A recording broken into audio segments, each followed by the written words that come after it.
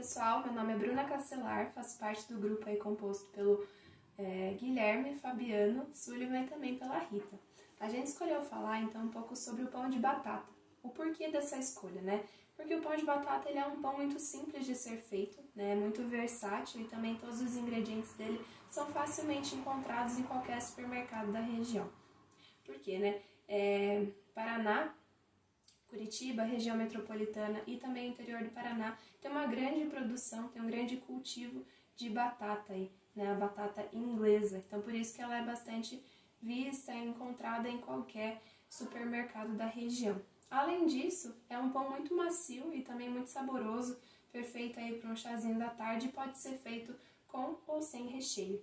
Vou falar um pouco sobre a história do pão de batata, que ela é muito interessante e também é muito relacionada com a Revolução Francesa, né? Às vésperas de 1789, quando a França passava por diversos problemas, não só de desigualdade social, mas também a crise do pão, onde o preço aumentou devido aos altos impostos que foram colocados em cima desse alimento, né? Gerou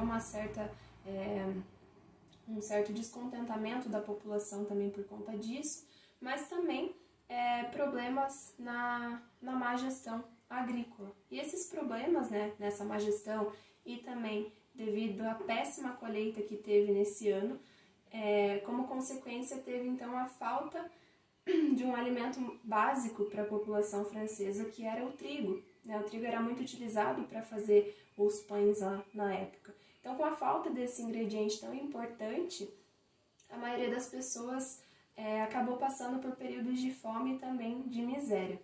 Né? E como forma de suprir esse alimento tão importante, esse ingrediente tão importante num momento tão difícil, o parlamento francês contratou um cientista, denominado Antoine-Augustin Parmentier, para que ele fizesse, para que ele fabricasse, para que ele experimentasse e trabalhasse em uma fórmula que fizesse pão, mas que não utilizasse então a farinha de trigo ou então a farinha de centeio, que estava em escassez aí na época. Então foi aí que ele trabalhou em cima do pão de batata.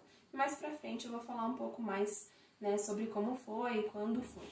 Mas vale ressaltar que em 1748 o cultivo da batata ele era proibido por lei. Então, nas terras da França não tinha o cultivo da batata, justamente porque eles achavam que a batata ela podia ocasionar doenças, como por exemplo a lepra. E essa lei foi seguida até que se comprovasse pelos médicos, que faziam diversos estudos, que a batata era sim comestível. Então, a partir desse momento, Parmentier começou a experimentar a batata de diversas formas, sejam elas cozidas, assadas, fritas ou até na forma de purê, para que ele conseguisse então introduzir no cardápio francês a batata. Mas teve uma certa